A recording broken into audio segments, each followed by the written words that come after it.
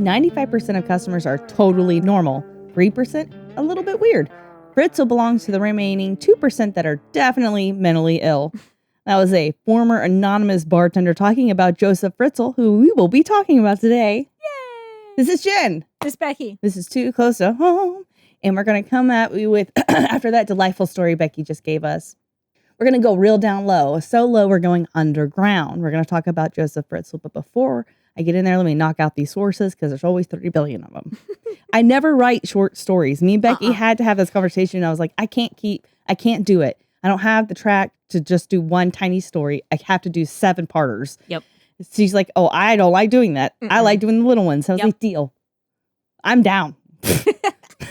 So starting with Secrets in the Cellar by John Glatt, Wikipedia, the Canadian legal system, the Scotsman, the Independent, Spiegel Story, the Telegraph UK, the Guardian, Spiegel International, Graphic News, BBC, Reuters, the Daily Mail, and Tidskrifta, which is the journal translated from German. Thank God for Google, because a lot of those things can be translated into English.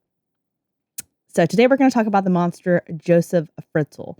He had many crimes under his belt, but his most infamous was that he imprisoned his own daughter and hid her in a secret chamber for 24 years. Oof. Not only that, but he sexually assaulted her countless times and produced an incestuous, non-consenting family. We have heard the stories of other survivors of kidnapping and imprisonment before, but it's sadly not too uncommon. When researching, Canada came up as they have done some studies and kept statistics on forcible confinement, which is a form of kidnapping. In this case, it's holding someone against their will in confinement. In my lifetime, the cases have gone from 500 in 1987 to 9 times that in 2007. Around 4,600 incidents of this crime is happening in Canada, just Canada. And they're nice people. Are they though? Doesn't sound like they are. Well, they're nice. They're supposed to. The generic view is that, Americans are assholes and Canadians are like, oh, sorry about that. That's true. That's the stereotype. Yeah. And they're the chill country in North America, so God knows how many are happening in the U.S. What's particularly sobering is how many incidents are not being found. The perpetrators of forcible kidnapping have often been found to be meticulous and in the majority of cases involve pre-planning to various degrees. I imagine the most careful haven't been caught. After all, the devil is in the details. Just how many people have died hidden away in a secret bunker, I cannot tell you, but what I can tell you is how this Nazi-loving Austrian prepared and committed these crimes. So let's just dive on in. Aww. Picture it. April 9th, 1935, Amstetten, Austria. Josef Stephen Fritzl was born to his devout and overbearing Catholic mother. Shocking. Her name was Maria, and his father was said to be a laborer with little promise. Without dabbling into too much World War II history, many Austrians were very pleased that Hitler and Germany were invited by the Austrian Nazi Party to annex Austria back into the German Empire. Hitler did visit Austria when he was born in Braunau Inn, which is just a couple of hours away from Amstetten. He would visit his hometown, but stop along the way to visit his Austrian supporters, little press tour. And Joseph's little kissing babies, waving hands, handing out chocolates, that kind of thing. Politicking. At 3 years old, Joseph and his mother both would be in the adoring crowds as he drove by. Throughout World War II, 950,000 Austrians fought for Nazi German armed forces. Other Austrians participated in the Nazi administration, from Nazi death camp personnel to senior Nazi leadership. The majority of the bureaucrats who implemented the final solution were Austrian. This should give you some insight on the tone and character of his youth. It's like a not funny and highly sadistic version of Jojo Rabbit. I don't know if you ever watched that movie. No, of course not. I have no idea what you're talking about. You need to watch it. You will love it. It's this little boy. He grows up in Nazi Germany, and his imaginary best friend is Hitler. Oh. And so he's a part of Hitler's youth and everything. And unbeknownst to him, his mother is a part of the resistance, and they have a Jew that's being hidden in their home. It's a teenage girl. And so he goes through all this. But their son is in love with Hitler? Yes. So it's like this whole huge plight with this kid. And he ends up, of course, realizing he's wrong and Hitler's wrong. But Taika Waititi is the guy who created it, which is the one who did the Thor movie that's really, really funny. Basically, he's a comedian. So he plays Hitler comically. So if you have not watched Jojo Rabbit, I highly recommend it. It's funny, it's crazily sad, but it's definitely worth a watch. Emma's trying to find a book on, she wants to read Anne Frank's diary. And there wasn't one at Barnes & Noble, shockingly. I need to order that off Amazon while I'm thinking about it. Anyway, go ahead. Be careful, though, because there are two versions. Oh. So when her father found the diary, he actually retracted a bunch of it. Like, it was her blossoming into young womanhood and sexual feelings and going through periods and stuff. And so he redacted a lot of that later has been, I think there are versions of the full fucking journal out there now. So, or do both. I don't know. Whatever you do, you baby. You parent how you want parent. I think the full one would actually be good for a girl that's fixing to go through all that. That's true. I think that the biggest your problem feelings and your thoughts and everything are normal. I think the biggest problem in American society has been that, like, let's shame this process. Let's shame women. Yeah. We not into that, dog. Not here. So he would join the Hitler Youth so that they could make a man out of Joseph, as his mother would say. His parents so his mom wanted him to be a Hail Hitler. Yeah, Joseph's mother, not that's the only Jojo. way to be a man. Yeah, he's like, that's how you gonna be a man. You can enjoy. You can join Hitler Youth. Get your shit together. That's right. Beat on women, kill people for their beliefs, kill people how they look. I mean, that doesn't say man. I don't know what does. Exactly. You get me. On the same page. Just wanted to note that was sarcasm in case anybody didn't pick it up. Deep, dark sarcasm. Yeah. Okay. That's I just want to put that disclaimer out there. Listen, when I say shit some people that's don't off pick up the on cuff, everything. Yeah. You have to know that I'm making a joke because I cannot operate as a serious human being. That's my anxiety. Yeah. Okay. Mental illness is not my fault. It is my responsibility, but I will be making jokes. 100%. A little jokey joke always makes me feel better. True. Sorry, go ahead. So his parents would divorce as his father committed adultery and was later killed in action as a Nazi stormtrooper. His eccentric and strange mother left an undeniable... I'm sorry to tangent again. They called them stormtroopers? I guess. Yeah, that's what they wrote. All right. I'll just go past Either that. Like it's normal. Listen, they lost and stormtroopers were terrible at shooting, so I believe it. I can only picture stormtroopers now. But carry on. Pew, pew, pew. Anyway, so, I'm sorry. I really fucked you up. Sorry. His eccentric and strange mother left an undeniable impression on Joseph. He never knew his father, but hated him and idolized his mother. As every boy should be raised to do. Absolutely, except she was an awful human being. His mother was pretty much a Third Reich horror and would beat Joseph regularly and quite severely for anything. Well, how else do you get them to idolize you but beat it into them? That's right. You value discipline above all else. That's right. He would carry those values of control and authoritarianism into his adulthood. Did you see that? I just did that word on the first go. Guys, there's no edit here. I did it the first time. That's big for somebody who stutters and my brain works way faster than his mouth do. All right. So he would claim that he went, just to sidetrack myself, he would claim that she went years without getting him treated for a UTI and she would beat him and verbally demean him, calling him the devil. However, he was said to be popular and well-behaved as well as highly intelligent. Amstetten was a vital railhead when it comes to the Nazis. After they invaded Russia, of course. There was no shortage of Nazi troops in Amstetten, and they were lauded as heroes. They would also create the Mauthausen concentration camp, which was pretty close to his home. It was walking distance to the atrocities of the Nazi euthanasia laws and innocent victims meeting their end. He was quite enamored with the camp. Being a strategic railway, this would lead to regular air raids, causing Joseph and his mother to spend many a night in bomb shelters. It's speculated that his mother probably molested him during this very turbulent time. And he's denied it, but just considering what happens down the line, they're like, you had some mommy issues. Real deep ones. This was very much a nature versus nurture question. Was he a victim of his childhood or was he the actual devil? Sometimes I feel like it's the latter. May 1945, at 10 years old, Joseph saw Amstetten liberated by Allied troops, but this would be followed by the Soviet Red Army, which would occupy the city for the next decade, and it would be as delightful as it sounds. He would live through the communist invasion, and it was notorious for the rapes of all the Austrian women, like just awful. This would nearly destroy the city between the bombs and the occupations. In his later childhood, he became a highly intelligent loner. He was said to be handsome with black hair and piercing blue eyes, which I don't see it, but every trash can has its lid. Okay. Joseph said he survived his childhood through books and was a ravenous reader. And despite his mother's abuse, he would idolize her and say that she was the perfect woman. He would admit this and say that at the time he loved and wanted for affection and that he probably deserved the beatings because he was born with a mean streak.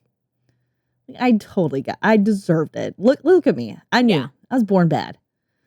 He would talk about loving her across all boundaries, but that they never had a sexual relationship despite his fantasies of it. So again, mommy issues. He would leave school for 1 year at an electrical engineer internship, and in 1951, by 16, he and his mother had moved to Linz, where he got his first job at first and became known as a hardworking and brilliant engineer. The company he worked for, Reichswerke, had dubious beginnings. The steelworks company started out as Reichswerke Hermann Göring.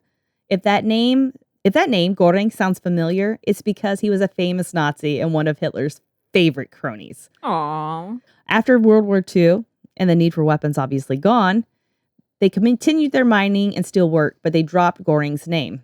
As he reached his 20s, he had started dressing really eloquently, and he was seen very neat, very manicured, wearing the latest styles. Mm-hmm. This would be like much of his life. He loved to dress nicely. Italian suits, crocodile leather fucking loafers and shit. He was very self-absorbed and very concerned, like, with his vanity. He would be popular with the girls, but his mother was still ruling his life, so he didn't date much. You know, he had his woman at home, you know what I'm saying? To get his rocks off, since he could not bring a girl home, he would ride his bike around the city and expose himself to women, getting a thrill out of the fright and the power. And he would spend hours in bushes waiting for this to happen.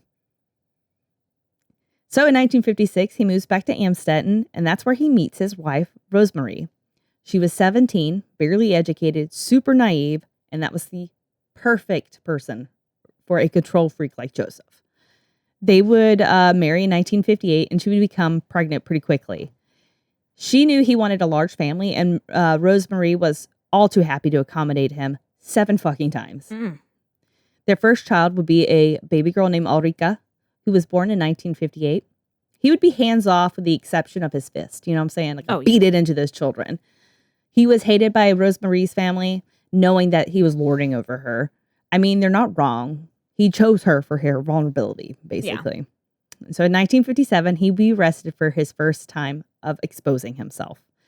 They would bring up his issues with the Linz police in a local paper, but Rosemarie, she stood by her man. Stand by your man. By now, though, she was pregnant with their second child, which would also be called Rosemarie, and she would be born in 1960. For the next 3 years, he would leave his family behind to work in Ghana and Africa on radio installations. This would be the first of many trips abroad without his family.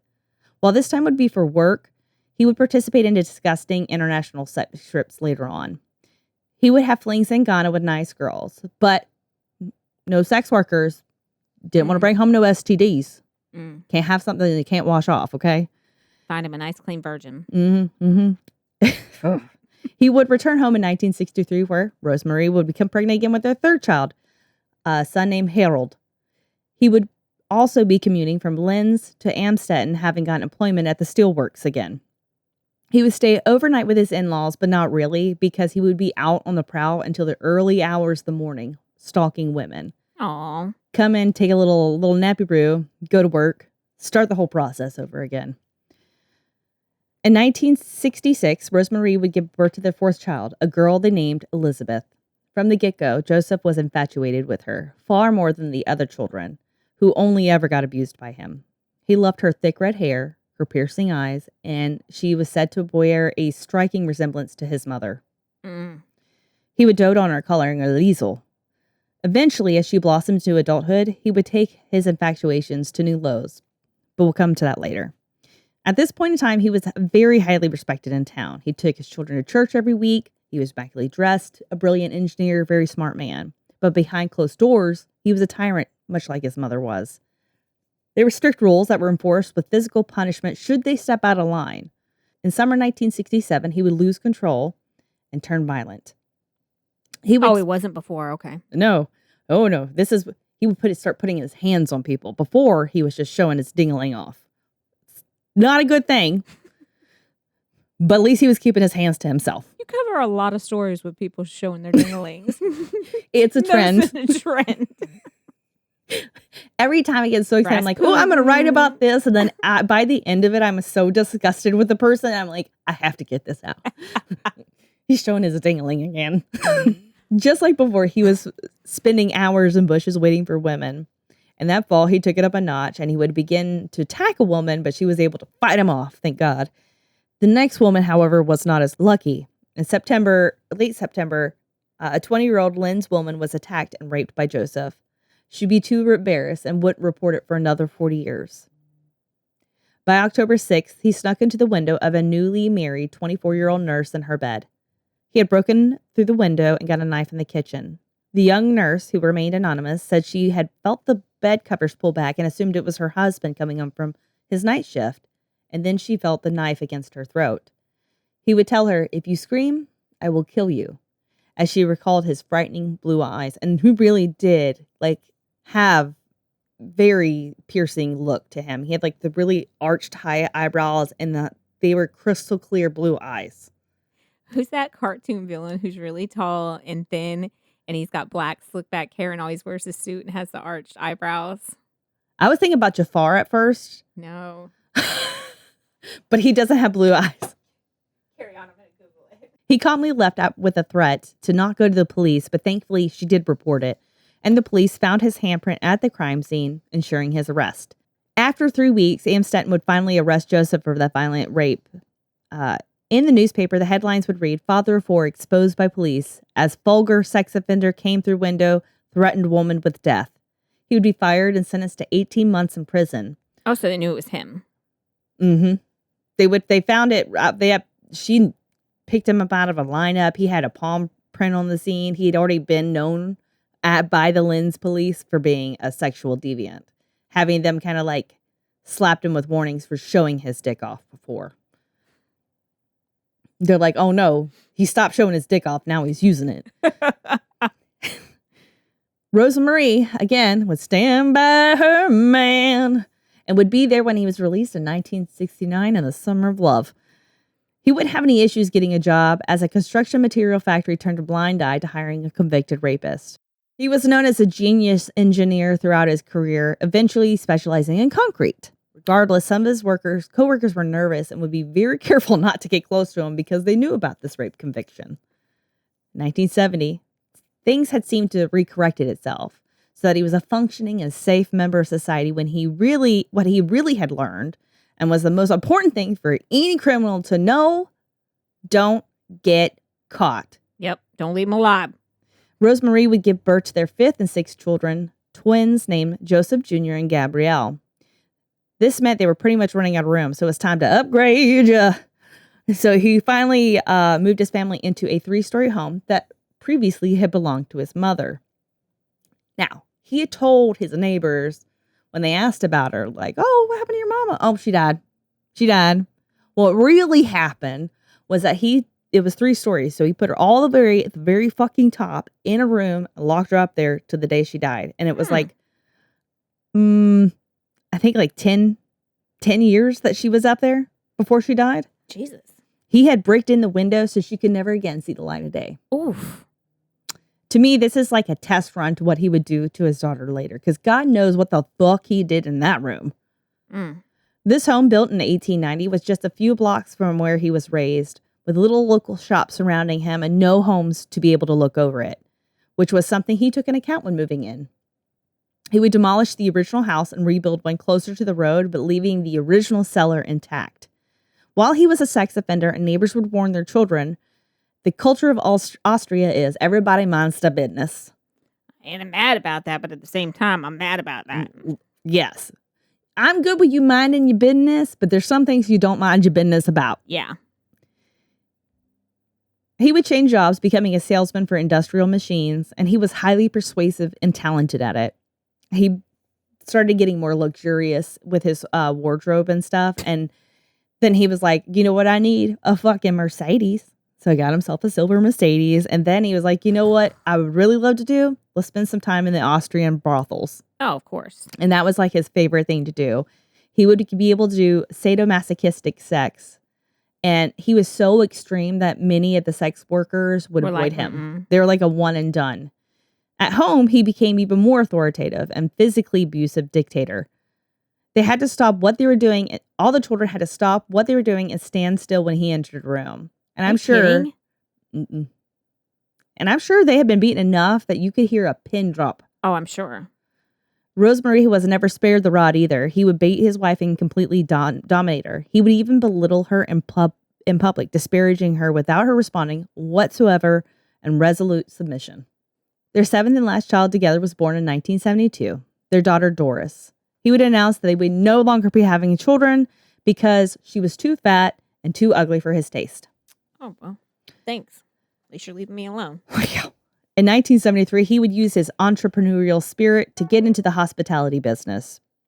He would buy an inn and lease a campsite on Lake Mondsee in Austria. It's 92 miles west of Amstetten and a huge tourist destination, having some of the filming locations from The Sound of Music having taken place there. The water in the winter is the warmest in Austria, so the lake was busy year-round. So he quit his job to begin to fully immerse himself into the real estate game, while Rosemary would run the inn and the campsite. Every summer, he would stay with the children in Amstetten while she was away. But while I'm sure she welcomed the reprieve, she had no idea he was busy setting his sights on his prospective new wife. In 1974, there'd be a fire at their inn, and it was suspected as arson. And while they suspected Joseph, they didn't have enough to charge him. And then there will be several fires in the years to come to follow, with Joseph raking in thousands of insurance money. Homie was always looking for a way to make money. And as you'll eventually see, it's like he has no lows when it comes to making a buck. Okay. And he's going to do it the easiest way possible. By 1977, Elisabeth would turn 11 and begin middle school. Around this time, Elisabeth would suffer the first of many sexual attacks perpetrated by her father. And like many victims, there could be various reasons for not reporting it, if at all. Some feel shame. Others feel they're not going to be believed. Some fear being singled out or ostracized. Some are deep in denial that ever occurred and find it too painful to report. And Elisabeth was one of those. She was so traumatized that she couldn't speak about it. Rosemary didn't suspect anything, apparently. It could have been she did and she was scared, or she was just that naive. Who knows? In the summer of 77, Rosemary would take all her children with the exception of Elisabeth, who was supposed to stay at the home in Amstetten with Joseph at his insistence. She took them on, all these kids went on an Italian trip. She would take this annual Italian trip every year, leave him behind. He did his fucking weird stuff. Nothing about that rung on. I'm just going to keep this one child here. Honestly, she probably had like that, like a version of like Stockholm. Like, I'm just going to do what you say and love you and be blind. So he would use that time to abuse her with more violence and more frequency. He would exert control over Elisabeth and would increasingly become more violent as she grew older and became a more independent teenager. She would confide in a few close friends, but otherwise she felt too much shame to tell anyone else. This control, even when Joseph is not physically there, is terrifying to think of. She would tell many friends that her father was strict and if you would recall years later, the fear they had that came on her face when she realized that she was going to be late getting home. Like, she had 30 minutes from the time school ended to be at home, or he would beat the living dog shit out of her. Mm. And when her friends did come over, they wouldn't stay very long because he was just so overbearing. He would be constantly on top of them. So, like, no little girl is going to be able to be hanging with the dad just, like, harking over them. And he always had, like, this, like, school marm mentality, like, sit up straight. Do this, do that. She was scared for good reason, though. Not only did he continually sexually assault her, he would violently beat her at any minor infraction, wearing makeup, being late, anything. And as a parent, she was the child who endured the worst.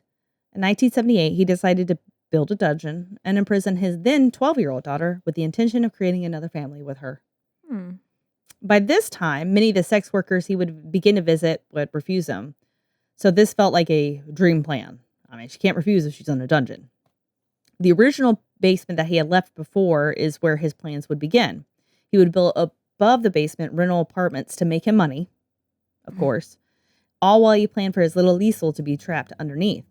Now, he was always looking to make a dollar, so he found out he could get a grant from the government to build a domestic nuclear shelter because there's in the midst of the Cold War at this point.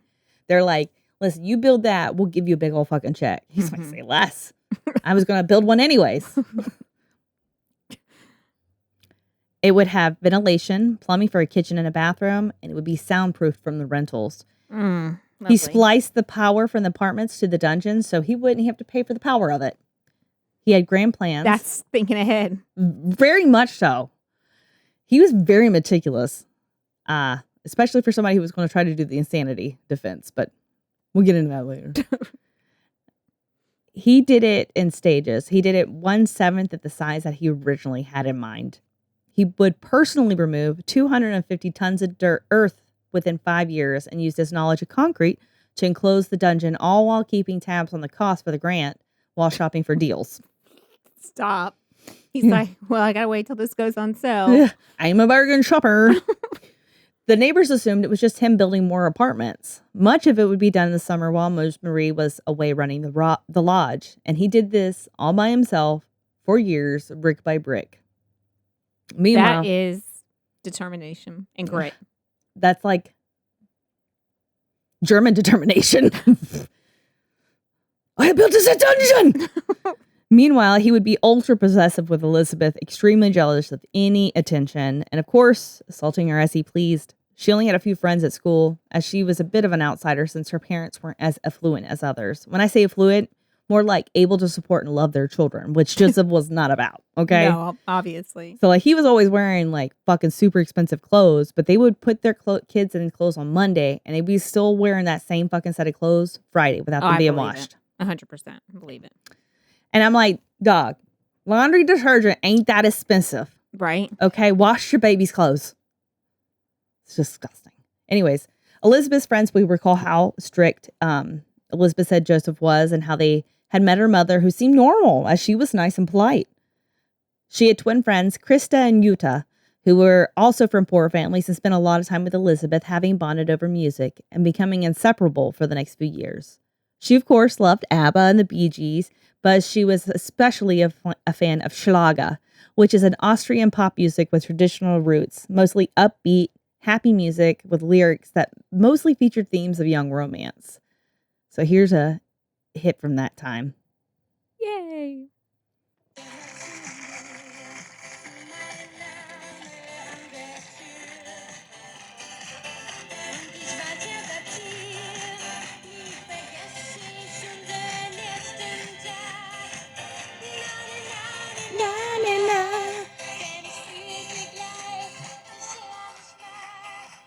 Na, na, na, na, na, na. Yes, kind of addictive. To me, it draws like a crazy contrast in my eyes to the dark cruelty that she endured at her father's hands to this melodic happiness that she enjoyed in these songs, which I'm sure were very much an escape for her. Krista would say that she saw a change in Elisabeth around the time when he first abused her, but not knowing why. They would giggle and laugh like most girls do, gossiping about boys, but Elisabeth never participated in those talks. She'd become more sullen and withdrawn over time. Krista thought it was odd, but like many Austrians, they kept out of their family business, as was the custom. Mind your business. Over the 5 years of their friendship, Elisabeth never once invited the twins to their home, stating her father was strict. Krista would later say that she had barely met him, but somehow he always felt like this invisible presence between them. By the early 1980s, Fritzl would be knee-deep in building his dungeon, but that wouldn't stop him from his opulent trips to the Mediterranean, drinking fine champagne, hiring hookers, all while his family struggled financially. That's nice. The Villa Ostenda brothel was a favorite of his, and he would travel often to visit it in Linz. They had high turnover, with many of the sex workers from Eastern Europe, which was probably the only reason why he had been able to be a patron since the early 70s. Mm-hmm. He would visit there 2 to 3 times a week regularly. Wow. It was $250 an hour, and the sex workers would recall how weird and deviant he was. He would pay them to pretend they would be corpses and was extremely rough, torturing the women so extensively, it's surprising they did not report him to the police. Like, they would have to stop working for days because they were injured. Oh, my God. He had weird fetishes, and I struggle to even call them that, okay? He would choke women, saying he wanted to hear them gasping for breath while he was jacking off. He would also have a rape fantasy where he'd play it out sometimes, making the women wear makeup. That way, when they would cry, it would be realistic and stream down their face so he could, again, jack off. Lastly, and most revealing, he would have them beat him severely until he came, which screams Oedipus complex if I've ever heard it in my life. I'll beat you all day, sir, because you need a beating. Listen, but would you want to beat him if every time you beat him, he went, oh! Probably just to beat the fuck out of him and try to fix him. I'm going to beat you in your head. Now, you think he would pay well for this, right? No. A previous employee would speak about him wanting the most for the least. Of course. I expect no less. He was like so tight, his wallet squeaked when he pulled it out of his pocket, okay? It's something he did in all facets of his life, not just with sex workers. I was curious about the brothel and why it would allow such a monstrosity to be a patron when I read from a former barman that had said about the brothel's customers. 95% of customers are totally normal. 3% are a bit weird. Fritzl belongs to the remaining 2% that are definitely mentally ill. So I guess it was an aberration in their eyes. Regardless, to no one's surprise, the women refused to service him again afterwards, terrified. And this is apparently super unusual in the Austrian sex industry. I would assume it is. I mean, Europeans are very open people, right? Well, and if you're a sex worker, you're probably pretty go with the flow. Oh, absolutely. There's not much you probably say no to. You know, it sounds like a good Thursday. And then you have him come in, he would be like, sit up straight. Like, he would buy them drinks. Sit up straight. Don't do this. Don't do that. Like, sir. You're not my daddy, okay? Not even my sugar daddy, because you ain't giving me enough money. Joseph was always looking for ways to make money, so in the beginning of the 1980s, he continued into real estate and property development. He'd buy a slew of homes to rent out and also would have a failed panty mail order business that didn't take off. Regardless, he was making money more than before, and of course, he would spend it on himself. I'm still hung up on the mail order panties. Yeah. I don't even want to know. Keep going. I didn't want to know either. I was like, but who's wearing the panties? Then when I started thinking that, I was like, I don't want to know. Yeah. I don't want to know. That's where my head just went. Then I was like, you know what? I don't want to know. I don't want to hear, because, you know, I can imagine he probably did. So he began frequenting bars in the area, dressed to the nines, but remaining sober, as he always wanted to remain in control. Like, he would have a glass of tea with milk. Probably because he felt like he was losing control over his children, and more particularly Elisabeth as she got older. The Fritzl children would relay to their friends how petrified they were of him. He would beat them mercilessly as if they were grown men. One of his children would wet himself anytime he heard Fritzl come home, just because of the daily abuse that he had endured. Elisabeth's brother told a friend of theirs, "The pig will beat us to death one day." None of this was hidden from people close to the family, it seems like. One of Rosemarie's friends, Elfrida, called the abuse she had witnessed. Once at Monsey Lake, he slapped Elisabeth open-handed across the face and dragged the little girl out of the car by her hair, beating her.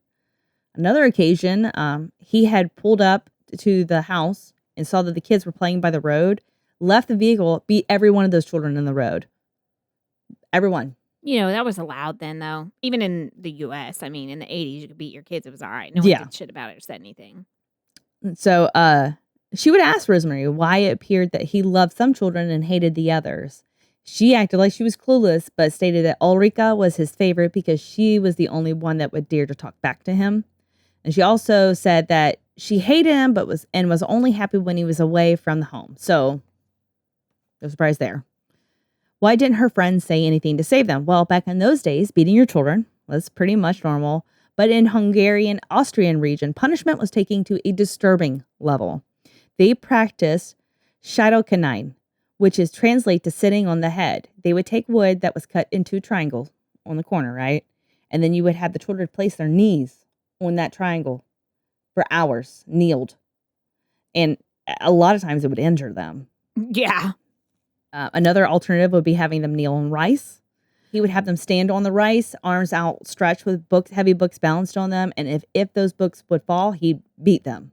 And after a while, they're going to fall. So it wasn't just physical torture. You're sitting there mentally preparing to know that you're about to get your ass fucking handed to you because you know these books eventually, your arms are going to betray you. I would just like drop them right away. Let me just get this ass whooping over with and save my arms because, I mean, ass whoopings come in 1 minute or 60 minutes because I'm not going to be able to hold these books. I'm not on Survivor playing for $1 million. So. I think he would just repeat the process, basically. Well, then I'll just beat me into unconsciousness and go to sleep. Just kill me now. Yeah. Just get it fucking over with. I mean, that's easier said than done as I'm sitting here with the blankie and the air condition living my best life. Hey, you want to know who else besides children suffered these types of punishments? Soldiers in wars. Oh. In the world wars. This is a world war punishment for soldiers that they decided, you know what, it worked for them. Let's do it on our children's. Fucking Austrians, man. Whew. Okay. They were purposed physical punishment they use with soldiers and children. And I cannot. Do they have low crime at least? You know, that's a great question. And we'll come back to that because you'll be very surprised at the crimes they have.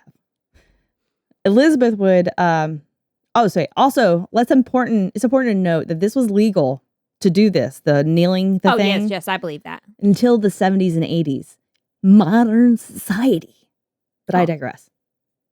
Elisabeth would hide her bruises, excusing herself from any sport that would show them. She was super shy and nervous, and rightfully so after what she had endured at this point, which was pretty much fucking personal hell. Eventually, in 1981, Elisabeth was leaving Amstetten Technical School after completing her compulsory education.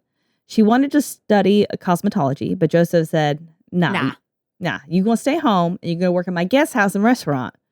Joseph, having become a widely known and successful businessman, would use his connections to get her a job at the Rosenberg Diner off the A1 Autobahn, connecting Vienna to Salzburg in a hospitality program. And so in Europe, they do have these different programs, basically technical. You know, you do your compulsory, you go up to like 8th grade or something, and then it's specializing education from there. It's only 13 miles away from Amstetten, this diner. So she would still be strongly under his control versus the cosmetology, which probably would have taken her further away out of his hands. But why let her work outside the home, not in his thing? Because it would be excellent training. So she could cook for him once that she would be imprisoned for him. Like she could do all that cooking and cleaning as she learned in her little technical program and be a good housewife. Mm-hmm. You can't just like go and throw her in there. She ain't got no skills right now. Yeah, makes sense. So for the next 3 years, she would work at the Rosenberg Diner, taking the 20-minute bus ride every day, wearing a traditional dirndl, as all the waitresses in the diner did, putting on a happy face. And she was actually pretty popular amongst restaurant patrons and staff alike due to her sweet nature. She was just a nice, quiet girl. By 1982, Joseph's rape conviction would be expunged, as it had passed the 15-year mark. Due to Austrian privacy laws, he would have his conviction expunged, leaving him with a clean slate. Good for him. Mm-hmm. Fresh start. Fresh start. Like, baffling. 15 years. I feel like there's some things. It used to be like that. Jaywalking, 15 years. Knock that off my cut. That's fine. Speeding, knock that off. Okay, fine. Running a stop sign. Killing people? Doing this, doing that, raping somebody? Like, it used to be like that in the U.S. This whole national offenders list is fairly new. And it was all because of some parents getting it signed into legislation. So, I mean, it's not much different than it was here back then. Exactly. So,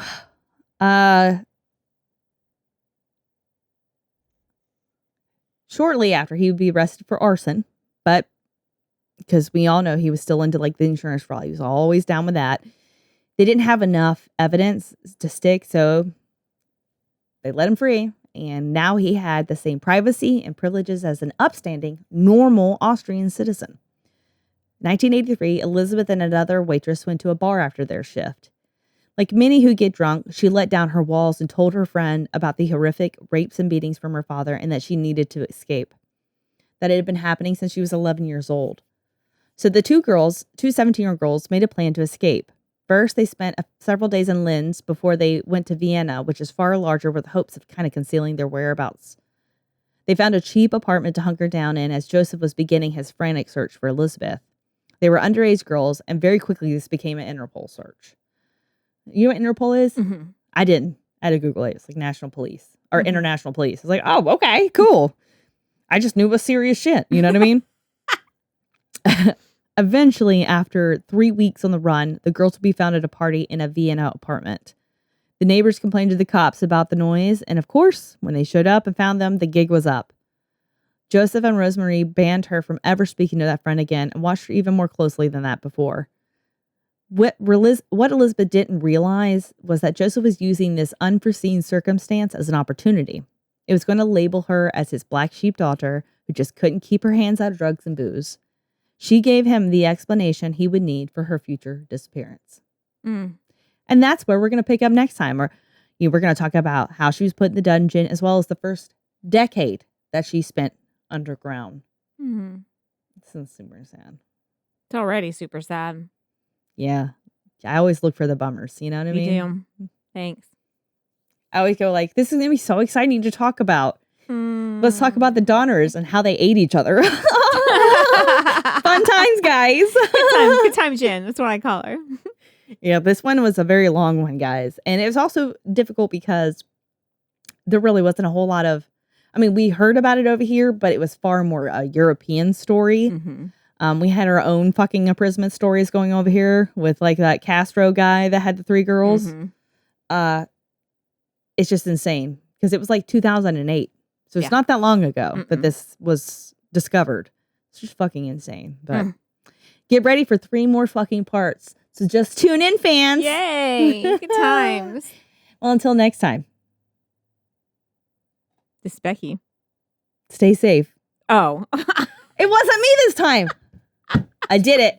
Okay, start over. You know what it is? Is when you start, if you're the first one starting, it always like, yeah, you have to get into the flow. So by the time you get to the second one, it's usually a lot easier. Well, I'm quite disturbed right now too, and I blame you. I'd be shocked too. We talking about torturing little babies and everything. Well, until next time, guys. Stay safe. Oh, wait, you know what I did? You're right. I wasn't ready because I forgot to say, find us on our socials, Facebook, Instagram, Snapchat. Check out our merch. What are your 2 close to home stories?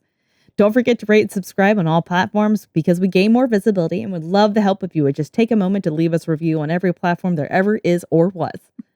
And keep your head on a swivel. Oh, right. That's right. That's my line. See, I was going to screw it up. It's the 2 of us. Stay safe. Keep your head on a swivel. And don't bring it so close to home you build a dungeon to lock your children in. Yeah, so it's not cool, man. Child. Your daughter. Don't do it, guys. Don't. Bye.